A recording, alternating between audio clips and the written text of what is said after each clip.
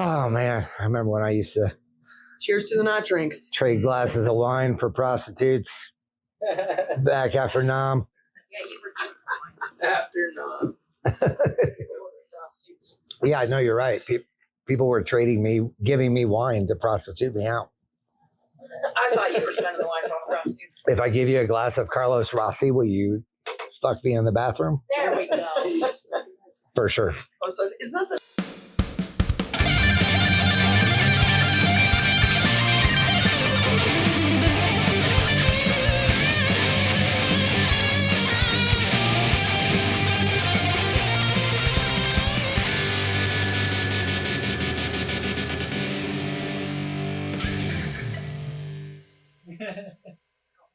I was looking over at Dray. All right, guys. Hello. Welcome back. Baby, come back. That song's in my head. I played earlier. Anyway, we're episode 19. Yeah. Today, I believe. And we have a familiar guest back, Miss Beth Cupples. The amazing Beth Cupples. The lovely Beth Cupples. I changed my Instagram handle. And yeah, how you been, Beth? We'll kick it off that way. Yeah. Good. I've been all right. Things are steady. You know, the industry kind of seems to be not fully recovered, but I'm getting new inquiries and I'm taking on some cool projects. That's been nice. We've the shop's been doing some pop-up events, which has been cool. So fun. been hitting those every now and then, which is a good way to get out in the community and do different stuff and meet different people, get new clients. So that's been kind of interesting. It's kind of a pain in the ass at times because you got to, it's like doing a mini convention. They don't have anything there. So, but yeah, that's been kind of fun. And everything else has been pretty chill. Are you doing pop-ups at your shop, or so sometimes we do pick a location, flash events. Sometimes we do we'll go to an event space where somebody's throwing some sort of thing, or a grand opening of a business that we know the owners of, or something like that. So cool. It's been pretty cool. We do our own custom flash sheets to bring out there, and we're not lugging the thermofacts anywhere. So right. It's the whole process of printing out the stencils and bringing everything down. But we've kind of got it down to a science now. So it's nice to branch out in that way. Definitely. Yeah. That's awesome. Yeah, I just did a private Galentine's event. Oh, I did a Galentine's too. Yeah. That's awesome. And yeah, I just went to this lady's house, but I printed my stencils before I left. And then I get there and I probably did 20 tattoos that day. I'd say 3 of them were from my flash sheet. The rest of them were like, Sharpie, can you do that? And I'm like, get in the chair. I'll just draw it out. Yeah, sure can. We're from the before times, baby. We can do just about anything. Not a modern one. You can actually draw. I can actually draw. Anyway, yeah, that's fun. I like those little pop-up events. I think we should get down with that more. Maybe that's the modern tattooing way, is a lot of ways to approach it. Customers won't fucking come here. It's not just come to my shop. Yeah, it's I remember when I was first getting tattooed, I'd ask people yo, would you come to my apartment or whatever and tattoo a couple people? And I don't bring my shit anywhere. Yeah. This is where I operate. And I was like, word. All right. No, we'll just come here. When I first started, I always go to Oklahoma for Christmas. And when I first started tattooing, my buddy owned a art gallery in an area called the Paseo in Oklahoma. It's a little art district neighborhood. And I book people, and we'd get in his art gallery, put newspaper up against the windows. Oh, and, yeah. lock the front door and fucking tattoo out. Shit, baby. Outlaw style. Yeah. I was like, it's awesome. Bro, I saw a guy on Instagram last night that got 5 years for tattooing illegally in Oklahoma in 2004. Oh, really? It was his mugshot, and it literally said tattooing illegally, but they spelled tattooing wrong. The system didn't even know what tattooing was. Good. Yeah, of course they didn't even know how to spell fucking tattooing, the jail. That's awesome. Oh, God. The intake people. Jesus, I never tattooed outside of a licensed shop, pretty much my entire career until I did a guest spot down in St. Kitts, which is an island in the Caribbean. And they brought a couple artists out and we tattooed for, God, I was out there for a long time. It was like 2 weeks or just over 2 weeks. That's tight. And we had like this Airbnb and we converted half of it into a shop. We laid a bunch of stuff down. We had a glass table. Gangster. Went to a barber supply store to get like barbicide so we couldn't get maticide. Right. And I was just like, I was so freaked out at the beginning. And by the end of the trip, I was just like, we can just do this. We can totally do this. Like, did you bring like your machines and shit with you? I did. Is that cool? I did. Okay. It was not cool. I was like, did they flag you at the airport? Yeah, like, this is the fuck is this? Yeah, if you're a newer tattooer, these are things not to do. No, I mean it's a really small island, really small airport. Customs was a breeze. Totally. And honestly, like I don't think they. I mean, if you go in somewhere like when I was tattooing in the UK, like they don't care if you're tattooing or if you're like a salesman. Like if you go there without a work permit, they can ban your ass for 10 years. Damn.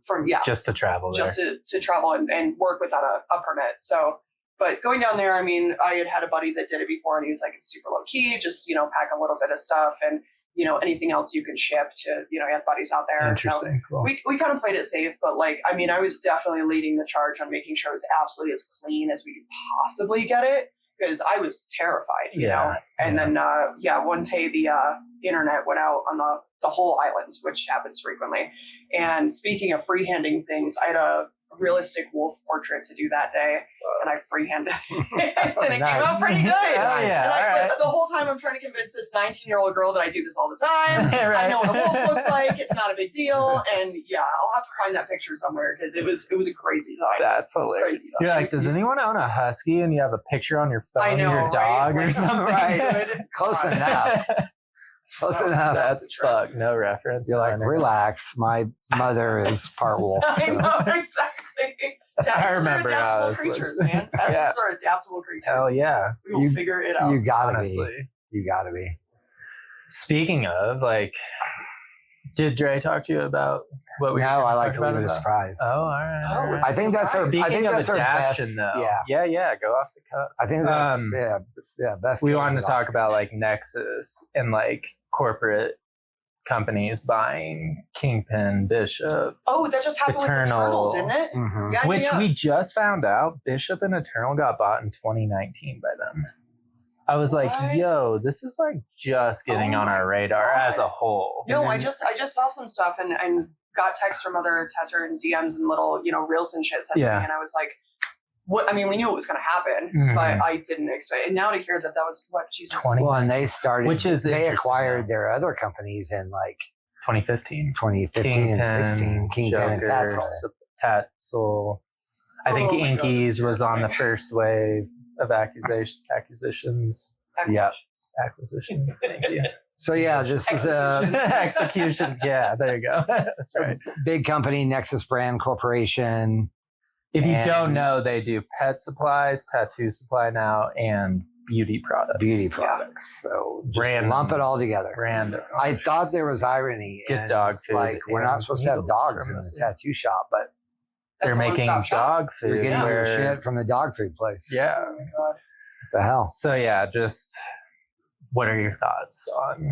I mean, a couple different things. Like the UK has been dealing with this shit for a little while, where they put bans on like certain dyes and things, and that carried over. Pigments. And it was a buzz over there when I was tattooing in the UK a couple years ago, and I was like, I mean, it's headed for us for sure. And it's like, yes, I have like moral, ethical, professional issues with a larger corporation buying out like, Kingpin from the respect of, cling film barriers, even like sterile shit. Like that's an issue, right? But like, I mean, if we can kind of put the same systems in place where it's just like, I assume that would mean that it's more heavily regulated, right? Which to some degree could be good. That's like the silver lining of this, right? It's exactly. Maybe that will be good. Mm-hmm. My issue falls with like, the acquisition of like Eternal by a beauty brands. Like I'm sure we all tattoo plenty of like hairdressers and stuff like that, and people that work in salons and estheticians and shit. And it's like hair dye does not cost $70 a box. Like you pay $70 a box, but like that markup is exponential. So I'm worried that like, 1 ounce of ink or 2 ounce of ink, being in the $12 to $24 to $30 range, we could see those hikes up like crazy. Yeah. And there's no way that we're going to be able to survive not passing those costs along to our clients. Right. And if you think $200 an hour is a lot now, wait until it's fucking $500 an hour, because we can't make money if we don't. I mean, Jesus, my ink order now is ridiculous. It's I can't imagine. I just paid $16 plus for a 1 ounce bottle of Eternal Ink. Yeah, totally. Yeah. I think almost the 1 ouncers are, especially like the vintage line, the Jassian stuff, like that's in the 20s now for 1 ounce, which I'm like, I wanted to say though, like that's 4 times what it was like 5 years ago. Yeah. But I was listening to this SMP guy, the scalp micropigmentation, the little dots. Oh, yeah. To do the hairline. SMP? What's SMP? I think it's something micropigmentation. Okay, yeah. And so he was talking about how Bishop and some companies have created like rotaries specific for that with the throw of sure. Because the scalp is thinner or whatever, And so, and they have less vibration because you're doing 1 million dots a day. So anyways, he was like, now there are companies that are owned by hair product companies that are making pigments for black ink that are charging $80 to $100 a bottle. Sure. And he's like, I was like, fuck that. And I think he uses allegory now. He's like the first American to do SMP. Yeah. And he was just talking about how since the hair product, like the Neutrogenas and whatever have entered that realm, they're charging insane amounts for these special products that are literally no different than, Dynamic or Allegory or any black ink we use today. So, and that's where it's going. What's interesting about that is like a lot of the cosmetic tattoo machines are significantly cheaper. Mm-hmm. Like, I don't think you could pull a line with those things though, or like their motors are so weak. Yeah. I think that's why, but it's like, it's interesting that the inks are like way more. They're getting it on the back. It's like an Xbox. Microsoft loses money with the console, but they know you're going to buy all the Xbox games and shit. Should and could be free, but because of all the games, they know on the back, or printers. Like they probably lose money on the printer, but they know we're going to buy ink once a month, and ink's fucking way too expensive. I'm like, just use God printer. Damn, that shit's more expensive than our ink that we use. Yeah, sometimes we almost throw that printer out the fucking window. Yeah. Printer technology pisses me the fuck off. Yeah, it's like, whoever the fuck's making that shit, do better. Such advanced technology, like just on our phones. But like the printer's like, you're out of ink. And you're like, you're super not. It's like, the paper's jammed in. It's like, it's not. It's like, well, the Wi-Fi. It's like your Bluetooth printer. And it's like, I can't today. It's like printers are like worry warts. They want us to break them to buy more. We're getting a little low on the magenta. Yeah. And the cyan's not looking that healthy. And you want me to print this fucking picture? It's black and white. No. Don't know. I mean, I guess I'll dig deep. Sometimes I can hear like an audible groan from our printer. Oh, yeah. I would be like, bitch, sorry to bother you at work. Sorry, you gotta do your job, this bro. Is your job. Like, one job. One fucking job. Wake up, it's Monday. Yeah, so I don't know. Do you take that into account when you buy pigments or needles or anything? Do you stick with like what you know, what you like? I've definitely pivoted over the years. Not necessarily because of like the specific issues of a company being bought out by a large company or a corporation or something like that. But it's just, I mean, the last time that I had to make a shift was because of the tariffs, honestly, because it was like, I'm buying from this company, but they're not selling here and all that kind of shit. And it's like right before the tariffs went into effect, I mean, I asked our supply dude, because we have like a guy that comes around in a van and contracts with different shops and stuff. Shout out High Level. Love those guys. But he was like, hey, like as of this date, your cartridge, like all of them are going to double. They're going to double. And I was like, well, I wasn't planning on spending $1,500 today. So I just stocked up on like, they have a house brand, like whatever he had in his truck. And I was like, I'll make it work. But in a lot of people, particularly not people in the industry, that are like, well, why can't you get like American made cartridges? And I was like, you can get American assembled cartridges, but that steel is coming from China. 100%. Period. Like 100%. that's what it comes down to. So, I mean, I haven't really had to make a huge change, and I do mostly black and gray these days anyway. So I'm not buying, pigments certain to like, oh, I started a back piece with this. I need this color from this set, which they can discontinue all the time anyway. Mm-hmm. So like, I go with Allegory for my black and, Same. Solid, I think, for a couple colors that I use. Okay. But it's kind of terrifying to think that, if the corporations are going to start hiking stuff, I mean, one way to get through to tattooers is to hit their fucking bottom line, right? I mean, a lot of artists start paying attention when it's like, this is affecting my wallet. Yeah. And they're going to do some market research and realize what price they can go up to without pricing people out. Mm-hmm. And if tattooers start shifting over to artist-owned companies, that kind of puts the emphasis on those companies to handle probably much more scale than they're currently able to at this time. Right. So it's when it comes down to finding like a good ethical solution or, a compromise or some other option even, I'm really worried that like those kind of mom and pop shops, if you will, like, I don't know if they're going to be able to handle it, Yeah. And their raw materials are still coming from somewhere. Mm-hmm. So if those companies start hiking stuff up because they're making more, you know what I mean? Yeah, they got to match. And then it just trickles. So I don't know. I don't know how we're going to handle that moving forward, but it's definitely been making the rounds on social media that people are like, wait, Eternal's not even Eternal anymore. Yeah. And that we were talking about it earlier. I was like, just because a company's bought by like or acquired by a big company does like, there's two ways, right? Like, you keep the CEO, you keep the hire, you keep the distribution the same and the facilities where you make it. And that's like a cool, what's the word? Acquisition. And then a not cool one would be like, we're buying you, we're putting in all new management, CEOs, we're going to move all the shit to China or wherever, India, wherever it's cheap, labor force, and everything is going to look different from pricing to quality to everything. Right. I just found like I like Bishop. I like their wands. I've used a lot of Bishop machines, and I'm sad because like I like Franco Vescovi, and I found out they kept him as the CEO of Bishop, even though they bought the company or acquired it. And so I'm like, okay, until like the prices go crazy, until it's made overseas, that's when I'll drop them. But as long as it's still made in USA and has the signature of the person that made the machine in house, I'm good with them. So like, kind of picking the battles, I guess. No, that's all you can do, honestly.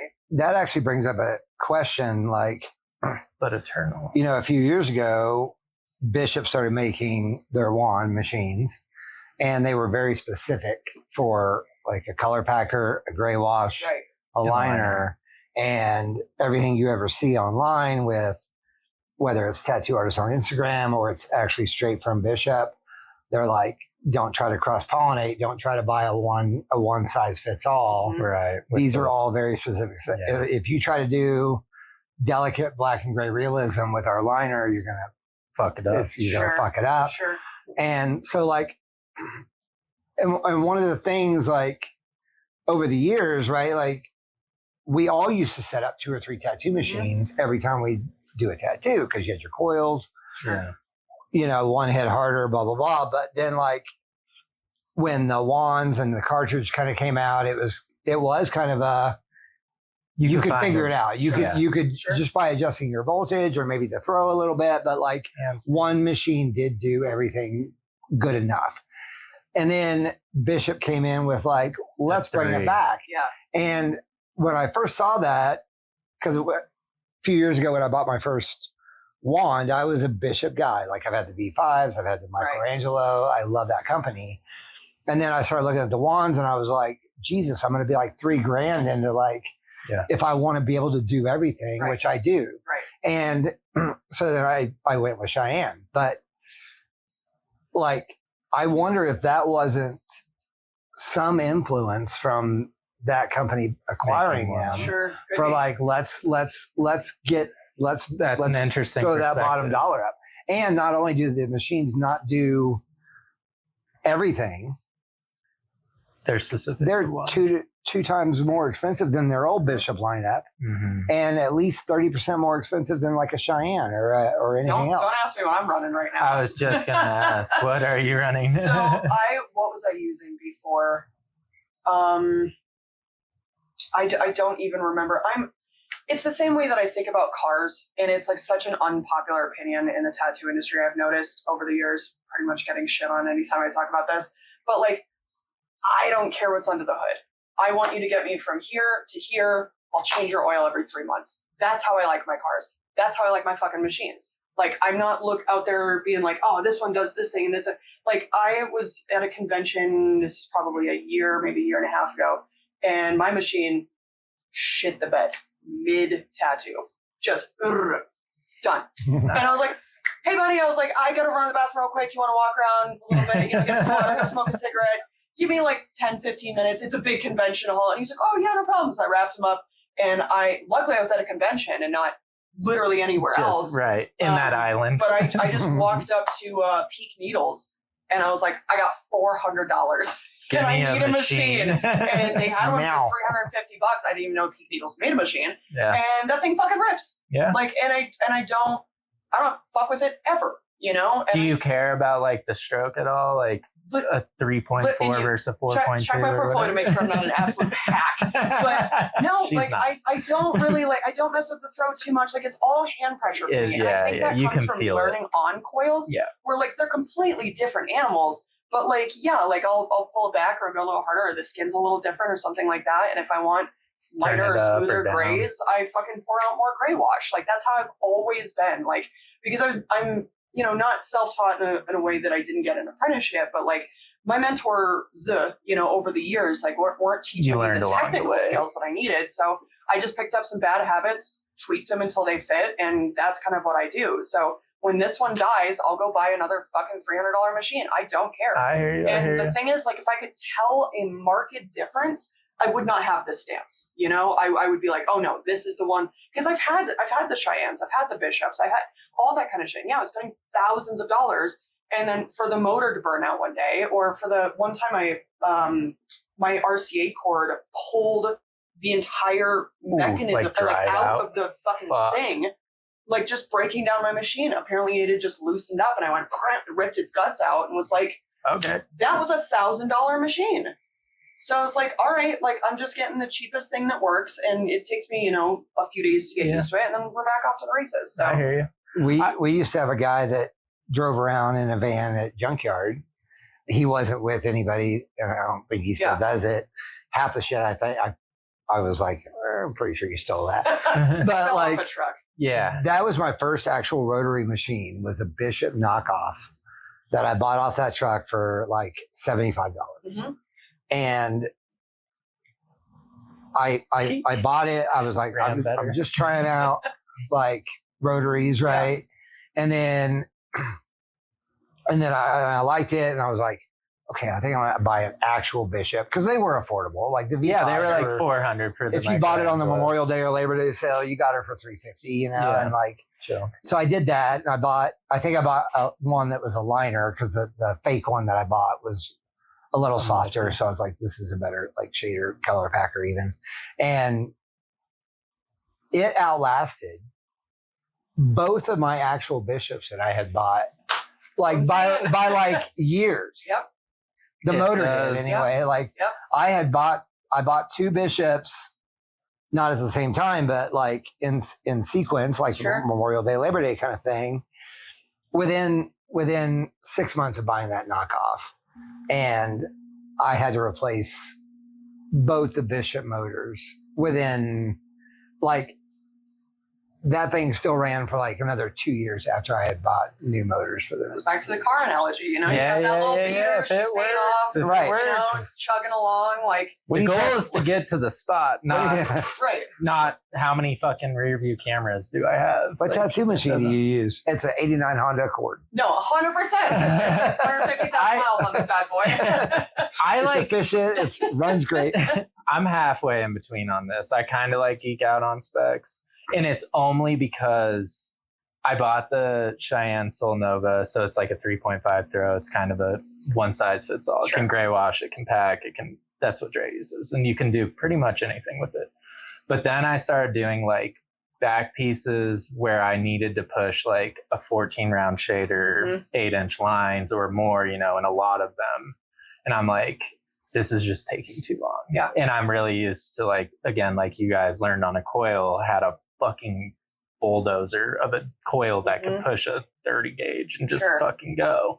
But so I'm like, it's slowing me down. That's when I bought the Bishop pack or liner, because I wanted the like 4.8 or 5.2 stroke just to like, because when I pull a line, I think, and it's a big fat line, I want to go from like finger to thumb for each pull, and I want it to be a certain speed, right? Without running my shit at like 9-10 volts. I want to be around like 7.5 volts when I'm running it, and just so I don't tear the skin. But so I'm like, if I want to line fast with fat groupings, I kind of need a more powerful machine. Well, that's just the thing. But I can gray wash with it too now. So and tattooing is personal on so many different levels, you know, whether it's just a preference or it's something that, you want to geek out on, or something that you want to try, or, you know, just like kind of moving around until you find your groove. And that's why like so many tattooers after a certain point, you know, even if it's just like 2 years, 15, 25 years into your career, you'll still find artists with like some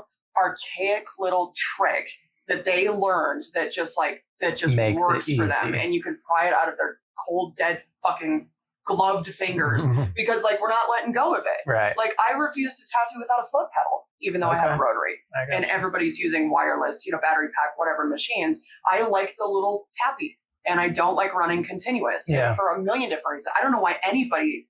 It is kind of dangerous. And it's like, I'm constantly like, you know, wiping or dipping or like setting it down, and it's like I don't like that. And shit. I don't like that it's just running all the time. And honestly, I've noticed after a while that like while I'm like, you know, have my foot off the pedal, I kind of relax my hand a little bit, and then I pick it back up and relax my hand. And I had to run continuous because I was doing a different guest spot where I had to use different power supply. Mine wasn't working, whatever. And I was running continuous. I was like, my hand fucking hurts. I was like just I've keeping been doing this this thing for going 16 years. Why does my hand hurt? And it's because it was on. So I was gripping it, like worried I was going to catch something on it. Right. So it's like, I mean, we were just doing that pop up, and we had somebody helping us like set up and run the front and all that. And it was like, you still have a foot pedal? And I was like, don't you talk about my foot pedal. Not going down there, bro. It's like, it's just foot pedals unite. I still use one. Like, what's funny is I'll go to Sharpie, like mid tattoo, and I'm like, you do that? I'm like, I know. I don't need to hit the foot pedal on a Sharpie. I do that all the time. It's a crazy pivot. Like I still use power supply always. I think they hit better and more consistent than a battery. But I run on the button. Yeah. My offsite, I bought a battery rig for like Galentine's events or whatever, and like I actually just found out that when I set it down, I don't need to shut it off. I can pause it. Yeah. I've had that machine for like 3 years. Every time I use it, I'm like, all right, we'll take a break. Right. Just hold that shit down. But I found out at the Galentine's event, so like a week ago, you can just go. And I'm like, God, that's fucking cool. I wish I knew that 900 days ago. That's hilarious, bro. It's so true. I mean, what we use, they're tools, and like you can really anybody can do anything with any tool as long as you hold it long enough. 100%. So fuck it. Yeah. I'm like very certain any good tattoo artist could pick up any machine and make it work for whatever they're trying to do in the moment. Just by adjusting shit, voltage. You can tattoo with a sharpened fork. Yeah, you know? like low-key. Like you can figure it out. As long as it had the up and down motion. Well, yeah, you look at what those boys do in the big house. Like, I'm like, they're attaching like they fucking take the CD-ROM in the library and gut out a fucking pen and do it. Yeah. And I fucking sharpen there's guitar a will, string. there's a way. Life finds a way. Life finds a way. For sure. So I wonder if like, it's all feel. You know, I know now we're seeing online a bunch where people are like, you know, stay away from these brands because they're now sucked into this big corporate entity, which I just found out today. We all just found out today that like it's kind of they actually acquired these brands like 10 years ago. Yeah. I don't know. So I don't know, like, because Eternal's pricing hasn't been out of whack for 10 years. Sure. Like I feel like it's just like literally like 3 weeks. I think their product though, I will say, and correct me if I'm wrong, because I'm more black and gray as well, but It's more like jelly now. It's thicker. It dries out faster. The cool colors for sure are. What's up, dog? I can pause this. Okay. Sorry. No, you're good, bro. No. Oh. I don't even know what the fuck we were talking about. All right. We were talking Vapes about. and shit. We're talking about vapes. When are they going to make a We don't vape vape. that is also a tattoo machine? Fire. Lily That'd is be to wrap sweet. up her machine. That's how you can charge it when you like take a hit. It, like, It's like saran wrap. I'm like, dude, that's so great. like cloud billows in your. You're just laying there and it's just like vapor hits your face. Oh shit! I missed that. Okay. Anyway, yeah. What the? I'm just gonna keep that in there. Yeah, that might be a good starter point too. Yeah, but I mean, I think we just carry on with like the Nexus Eternal blah blah blah, and like how to create awareness. I think is the most important thing. If it's been 10 years, like that's what's wild to me is like doing research for the show. It's like this shit happened 10 fucking years ago, and I'd like to think. And I've been like buying Eternal into the Ink like it's. scene. What's that? Oh, and I was just saying, I'd like to think between the three of us and everyone that works at our shops, like we're in the know. Kind of in that. I would think, you know, like for that to go under the radar for 10 years, it's fucking crazy. And maybe I don't know. But anyway, like, I guess they're not. What's next? I guess is the same is the question now. Like, Sure. Yeah, we can all be more mindful of our purchases and what equipment we use when we're tattooing and working every day. But like, it sounded like from him, like more brands are just like jumping on the doing wave. similar shit just with other private equity companies. So it's like at one point in the future, hopefully not, but it's very possible that we don't have Everybody's just. if you want a tattoo, you just buy from Walmart or Costco or whatever, you know. But Well, like, and I think that the other good point there is the culture.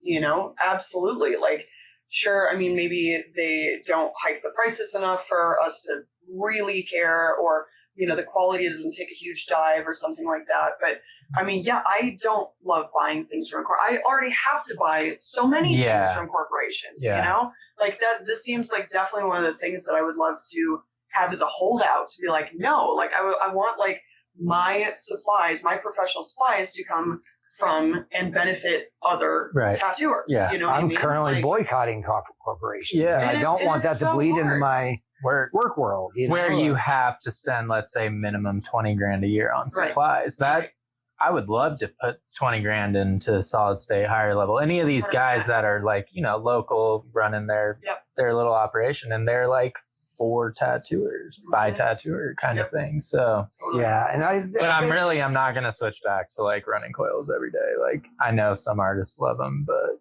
I ran mine the other day, and I was like, bro, I did my time. Same. I cut it off mid tattoo and was like, I'm just going to go back to my rotary. And then I was like, is this thing even on? Like, this is so fucking easy compared to like what I was, because like, you know, disposable tubes are all light and fucking Katie was like, bro, I can see your shoulder vibrating while you're trying to pull lines. I'm like, yeah, I feel that shit. I'm like taking in my all core. Yeah, I it's mean, like nerve wracking. The jump from like rotary to or coil to rotary was like, shit, I just got like significantly better at tattooing. And then I feel like the same jump is there when you go to a pen style machine. Yeah, like that's an even bigger truly jump. is the most universal tool. But you know, I think all in all, like with what was it a couple years ago, the FDA started looking into our shit, and like for that 100+ years, we've been super under the radar as tattooers, and like it's very much still been an outlaw activity, but it's an old world trade. It's an old world trade. It's one of the what I always like the phrase, people call it the second oldest profession. No, totally. But I think too, a lot of that is going to be, or it's endangered, right? To be like this industry with such a rich tradition, and like you still do apprenticeships and you have mentors, and it's been relatively guarded and a lot of mystery around it. But as of 2020, when everybody bought tattoo shit online and started doing it as a hobby on their friends, and now it's so fucking diluted, and now the government wants a piece, and now corporations want a piece, and it's like, I mean, I don't know. I'll ask you guys: are we fucked? Like, is this going to be no different than like, I don't even know, cosmetology, like whatever, like. I think are we're we going to probably lose that rich tradition and that secretive and that mystery behind our industry? Like, the cat's out of the bag. the cat's out of the fucking with yeah. Instagram and TikTok, The just toothpaste is out of public the no, tube, you know what I mean? and they We're ain't not- going back. We're not putting that shit back in. I've tried. But I'm chronically online as much as the next, millennial or even like an artist at this point. It's where your clients are, it's where your portfolio is, it's where how people contact you, all that kind of stuff. So like I see people that are, buying their kits off Amazon and scratching people up, and even being so bold as to ask for advice from in the community, which is comments everywhere. crazy to What me. voltage? What But needle? yeah, and it's like that's gonna make them better, right? And they're like, oh, my voltage. I could give was you too all my specs. different. Dude, I can walk you through it. Like, Yeah.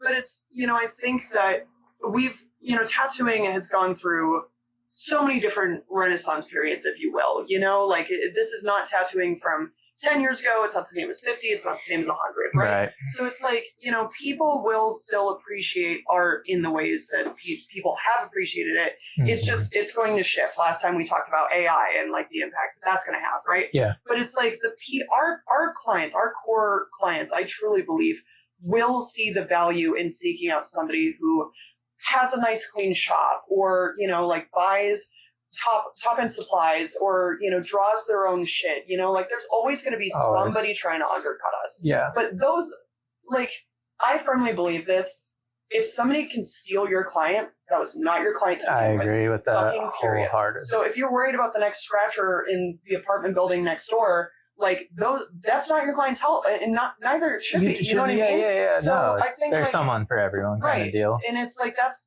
kind of like my view on it, is that it's like now nobody has to draw because of AI. Nobody has to train because they can watch YouTube videos. Nobody has to market because they have that pool to tap in with people that want you to practice on them, or any of that shit. So it's like we just kind of have to, I think, really keep our head down, stay informed, and persevere, and not lose that tradition, right? Yeah. And not lose that reverence for the craft, because that's going to carry us through, this cold winter we're in right now, of the industry kind of dropping off the last year or so. And, the pandemic, how many tattooers didn't make it through that? And before that, tattooers, they were coming up during the recession, or maybe in the later years of the recession, and forced them into an early retirement. It's like, we do have that kind of outlaw, that pirate blood in us that will keep us going. And I feel like as the divide grows wider, we're going to see a lot of those clients coming over to our site and being like, I don't want AI art.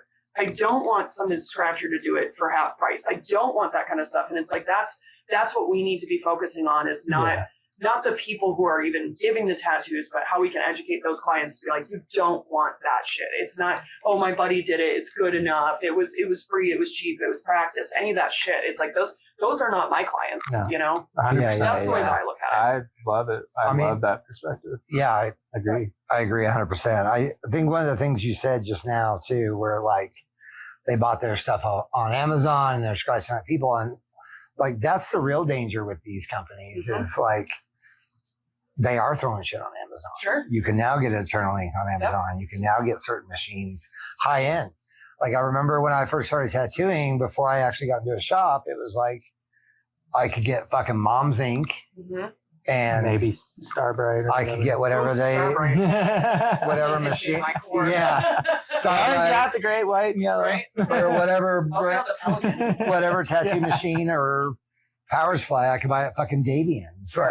It was frustrating, unaccessible. Right? But it's, good shit. And then as someone who was a shop owner for a while and back when those companies still vetted, like I've got so many phone calls from Tassel, Totally. Kingpin, Does all person those work? suppliers were like, hey, does this person apprentice there? Do they work at your shop? Yes, they do. Or no, they don't. But I haven't got a phone call like that. No, they're in not fucking that 10 like years, there used to. 8 years. Damn. Everybody's in a private studio now anyway. Who's going to answer the phone? Right, You know, no like- shit. Right. Half of it's telemarketers anyways. Right. But I was going to say, in what you were just saying with, there are two types of people, the people that want the real art and the people that just want the free homie, like scratcher shit. I think a lot of it has to do with us too, and like showing our passion for what tattooing is to 100%. us. Like yesterday I was tattooing this dude. He's just turned 18, doesn't know anything about tattooing and stuff. And I walked him through like the difference between like black and gray and how that was like originated, and then like traditional and what that is and how neo-traditional was born. And like, I'm passionate about it. And he sees that and he's like, oh, this is so cool. Sure. And like, I just filled him up with some like shit that he's going to go talk to. Is when three of his homies followed me last night. I'm like, obviously I made enough of an impact on him that he's like, yo, this guy cares. Or he, don't go see the homie in the dorm room. He's at the real CU deal, or yeah, whatever. yeah. And like, I think it has a lot to do with us and like how we speak to our people and like just be like, this is important to us. Like, Passion is inherently like contagious, right? Like it's infective. Like you start like talking about, like I can tell you like how many times I just even have a consultation and people come in and they're like a little timid or a little nervous, or maybe, they've been looking at a couple different artists. Maybe this isn't their first consult for the piece. And, they leave and they're just so jazzed about it because you were jazzed about it, And like, I rarely have somebody ask me like, are you excited about this project? And like, you can tell, Yeah, and if fuck it's something yeah, that you I'm not can. really stoked on, like, I will recommend somebody else. I agree. Just because like that's not, so yeah, I mean, that burden falls on us as artists every single day to sell ourselves, to sell our craft. Just like, tattoos are not cheap. No. It is like a luxury art form, and it's, albeit when I think one of the more honest and, the longevity of a tattoo is definitely more than, even something that you could get is, logo, right? Yeah. It's more important and it should carry that weight with it, Agreed. Yeah, Agreed. 100%. You can tell when people care. Yeah. And that to me is like everything. If I know you actually give a fuck and you've done your research and all that, I'm like, I feel like I'm in good hands. Right. Like, Yeah.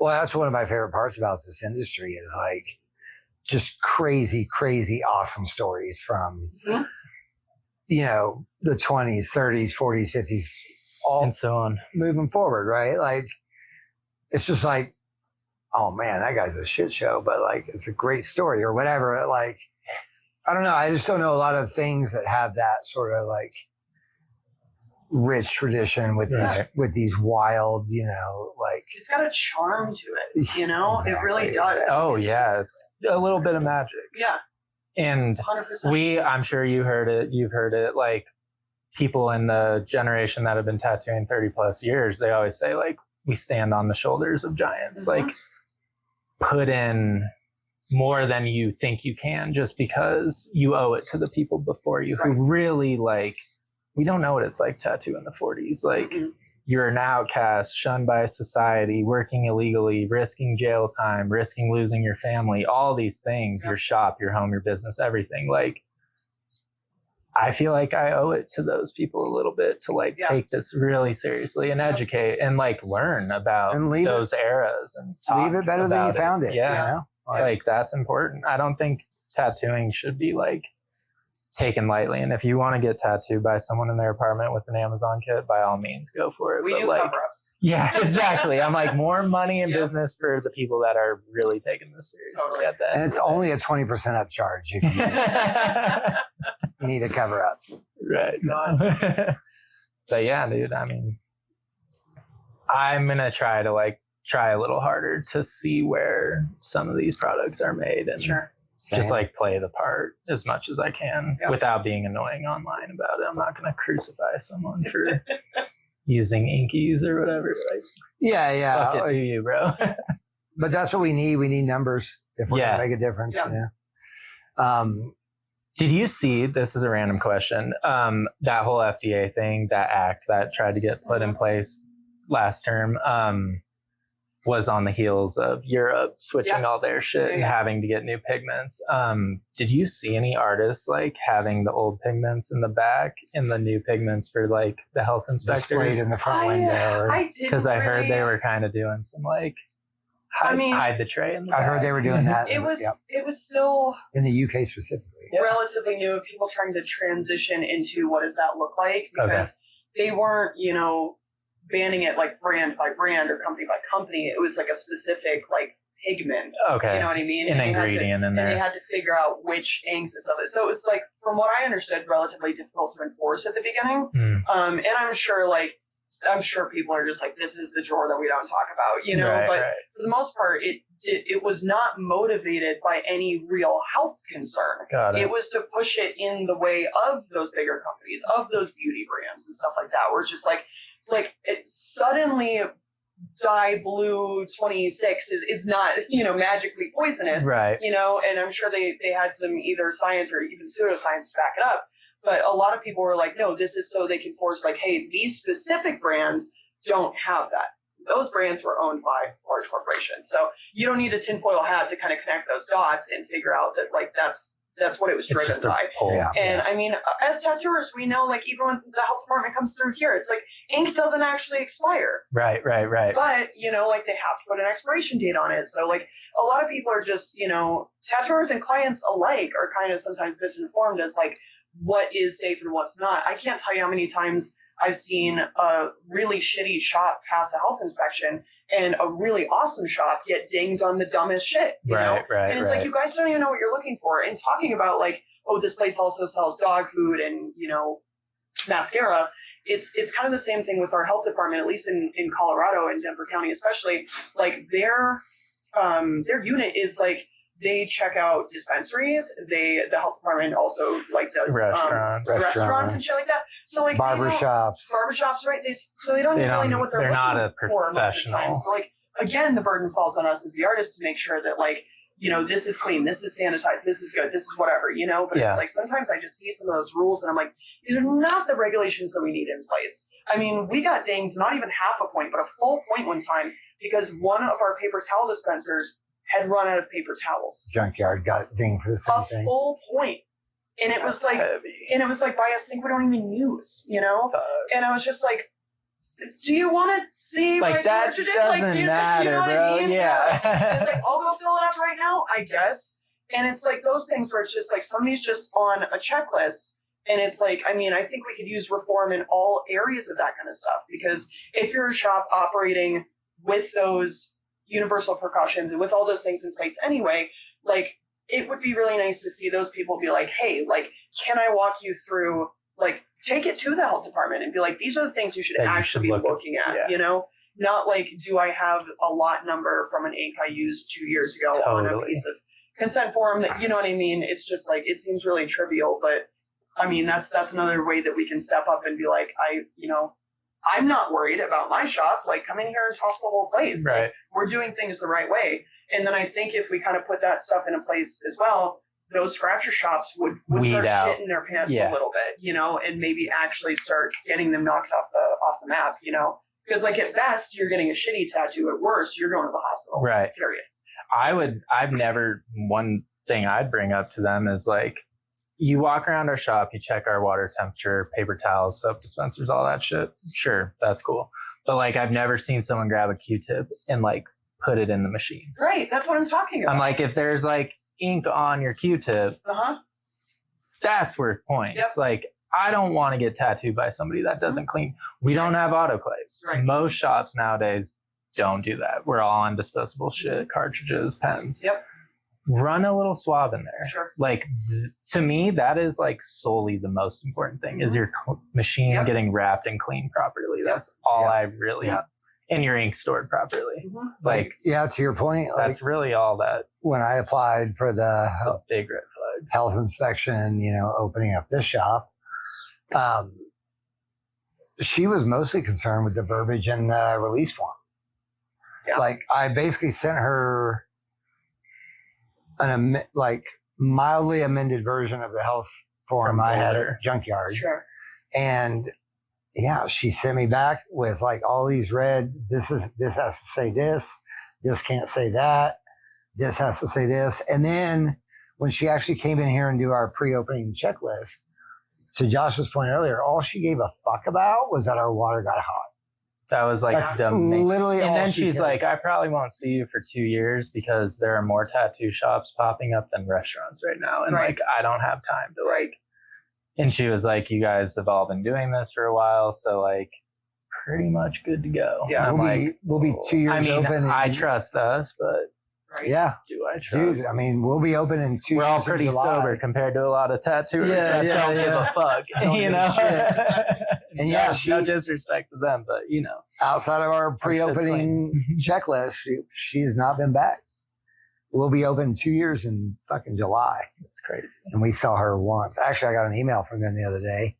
They're like, you probably won't see us for another year because they're moving. Oh shit, okay. So Word. now Jeffco Health Department is moving. So now we may never see her again. Fuck, man. Wild. Wild Honestly. shit. Which is still a little bit of like pirate stuff, you know? I mean, it's up to the team to like hold everyone accountable and make sure Yeah, you're yeah, like doing the right thing. And that's Yeah. why mentorship and like seriousness is important, I think. Oh, yeah. Yep. Well, and I everybody. just don't, I like refuse to get a text that says like my tattoo's infected because of you. Right. That's never happened and I don't want to go down that Yeah. path. I've gotten that text and I'm like, no. You got dog Yeah. hair on that It shit, wasn't yo. because- in the photo you just sent me. Send me a picture. Yeah, it was that one guy. I was like, Just caked in he's like Vaseline. freaking out. My tattoo's infected. I think I'm going to go to the emergency room. And I'm like, calm down. Slow down, Send buddy. me a picture. Send me a picture of that thing. And it is caked in fucking A&D Aquaphor, or- A&D or whatever. And there's a medium dusting of fucking dog and cat hair on the Oh thing. God. I'm like, dude, And then wash I was that like, bitch. there's your problem, homie. And then I was like, what are you washing it with? Get this. Axe body wash and a loofah Bro is taking a dirty ass loofah to his new tattoo. No. with all the perfume in that soap. Oh my God. I'm like, dude, Crazy. I had a guy come in. Fuck I had is only been wrong with tattooing for like 2 years, so at that point, I fully believed everything was my fault.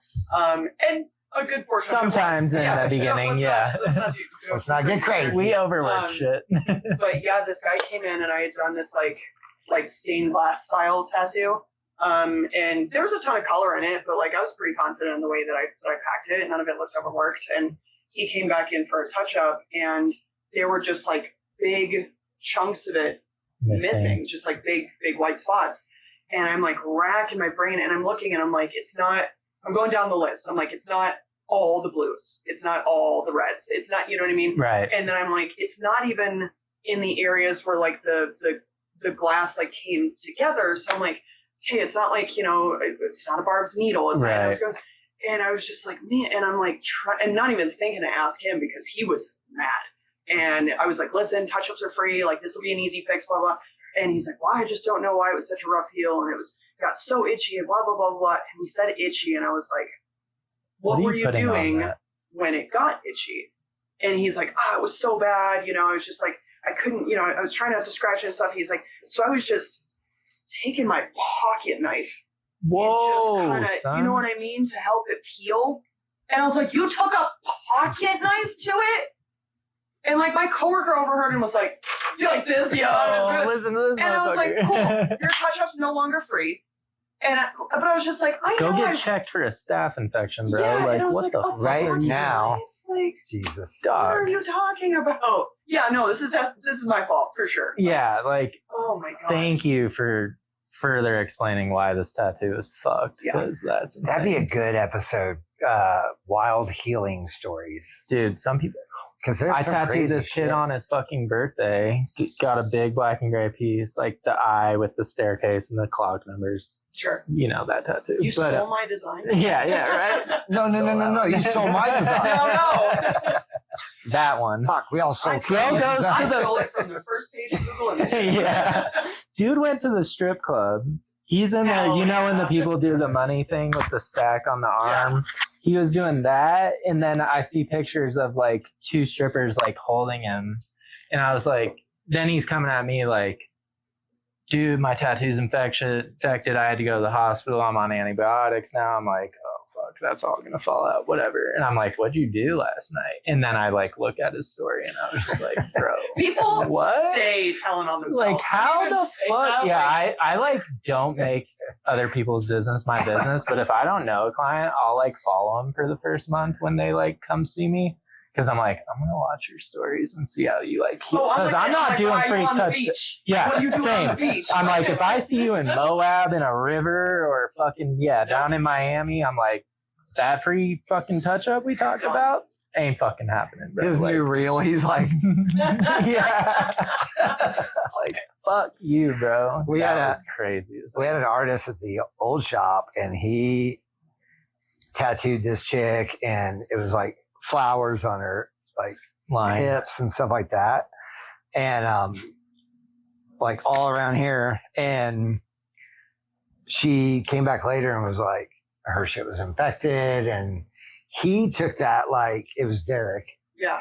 and he took it so like, fuck, man, like he would soak like ink caps in alcohol like during the day, because he was like, I never wanted to infect anybody. And I was like, well, how'd she get it infected?